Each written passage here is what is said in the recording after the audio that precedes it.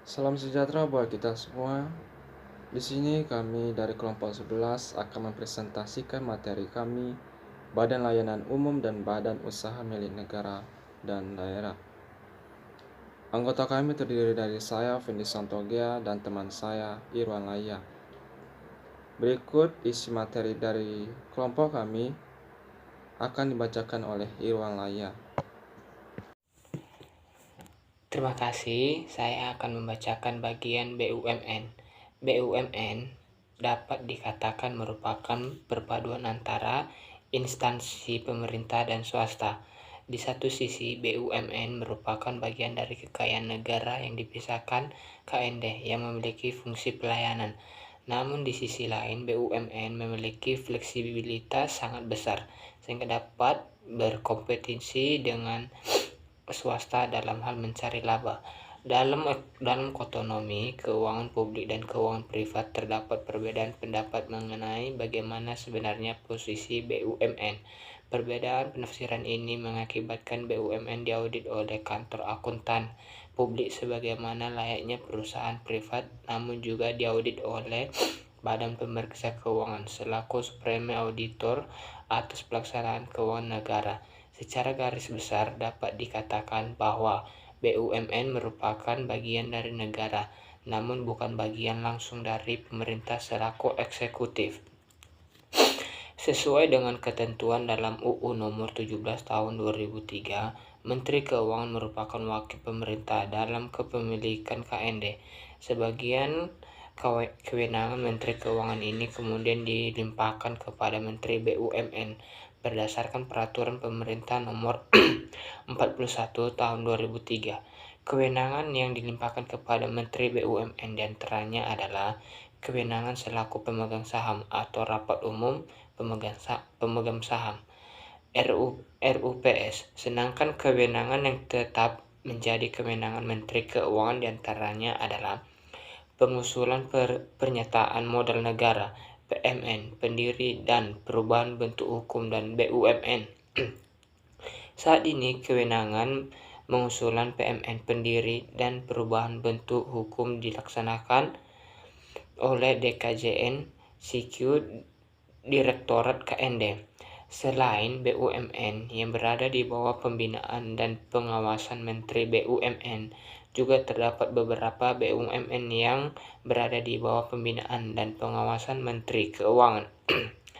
BUMN yang berada di bawah pembinaan dan pengawasan Menteri Keuangan merupakan BUMN yang berfungsi sebagai fiscal tool pemerintah. Yang termasuk dalam BUMN fiscal tool adalah PT Sarana Multi Infrastruktur SMI, PT Penjaminan Infrastruktur Indonesia PII, dan PT Sarana Multigria Finansial SMF.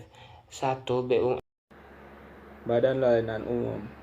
Jika BUMN dapat diibaratkan semi swasta, maka saat ini di Indonesia juga terdapat satuan kerja Badan Layanan Umum yang dapat diibaratkan semi BUMN. Mengapa dikatakan semi BUMN? Karena satuan kerja Badan Layanan Umum juga diberikan keleluasaan atau fleksibilitas dalam tingkat tertentu. Fleksibilitas yang diberikan oleh Menteri Keuangan kepada Satker yang menerapkan pola keuangan Badan Layanan Umum, misalnya setoran penerimaan negara bukan pajak, dari stakeholder tidak langsung disetorkan ke kas negara, namun dapat langsung digunakan untuk memberikan pelayanan kepada stakeholder. Menyerupai BUMN, Satker BLU juga memiliki Dewan Direksi, BOD atau Board of Director, dan organ yang memiliki tugas mengawasi dan mengevaluasi kinerja BOD. Jika di BUMN, organ ini dinamakan Dewan Komisaris, maka di Satker BLU, organ ini dinamakan Dewan Pengawas. Sedikit berbeda dengan Satker BLU pada umumnya. Untuk Satker BLU berbentuk perguruan tinggi, fungsi BOD dijalankan oleh rektorat dan organ yang melakukan pengawasan dinamakan Majelis Wali Amanat.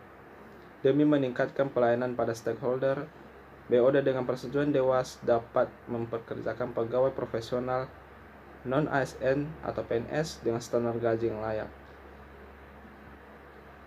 Satuan Kerja Badan Layanan Umum memiliki setidaknya 2 pembina, Pembina teknis yaitu kementerian yang secara struktural yang membawahi satuan kerja dimaksud, dan pembina keuangan yaitu Menteri Keuangan. Saat ini kewenangan selaku pembinaan keuangan BLU dilaksanakan oleh DJPB Ceki Direktorat PPK BLU. Per Maret 2019, Satuan Kerja Badan Layanan Umum berjumlah 218 dengan rincian 92 Badan Layanan Umum Rumpun Pendidikan, 88 Badan Layanan Umum Rumpun Kesehatan, 25 Badan Layanan Umum Rumpun Barang atau Jasa lainnya, 9 Badan Layanan Umum Pengelola Dana, dan 4 Badan Layanan Umum Pengelola Kawasan. Perguruan Tinggi Negeri Badan Hukum. Mungkin banyak di antara kita yang belum sepenuhnya menyadari bahwa saat ini Universitas Indonesia, Institut Teknologi Universitas Gadjah Mada, Institut Teknologi 10 November, Universitas Sumatera Utara, Institut Pertanian Bogor, Universitas Pendidikan Indonesia, Universitas Airlangga, Universitas Pajajaran, Universitas Hasanuddin, dan Universitas Diponegoro sudah berbeda dengan perguruan tinggi lainnya di Indonesia. Ke-11 perguruan tinggi tersebut saat ini telah berstatus sebagai perguruan tinggi negara badan hukum yang termasuk dalam KND. Jika BUMN memiliki Dewan Komisaris dan Satker BLU memiliki Dewan Pengawas, maka untuk menjalankan fungsi kontrol PTN PH memiliki organ berupa Majelis Wali Amanat. Lembaga sui generis. Lembaga sui generis adalah lembaga di luar pemerintah yang dibentuk melalui undang-undang. Lembaga-lembaga ini melaksanakan sebagian kewenangan yang sebelumnya merupakan kewenangan pemerintahan, namun sifatnya itu otonom atau independen dari kepentingan pemerintah. Beberapa contoh lembaga sui generis saat ini adalah Bank Indonesia, Lembaga Penjamin Simpanan atau LPS, Lembaga Pembiayaan Ekspor Indonesia, Badan Pengelola Jaminan Sosial, dan BPJS Ketenagakerjaan.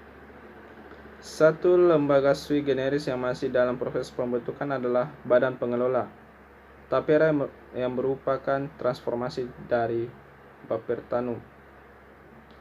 Sedikit berbeda adalah LPS dan LPI. LPS dibentuk sebagai lembaga penjabit tabungan nasabah perbankan hasil pelajaran pahit dari krisis ekonomi.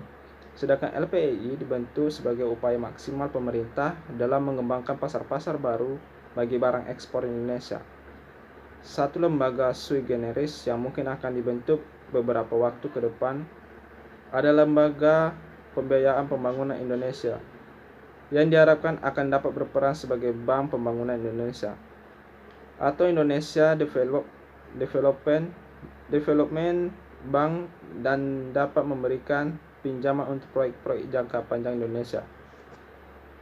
Persamaan dari beberapa bentuk entitas di atas adalah dalam hal independensi dan fleksibilitas.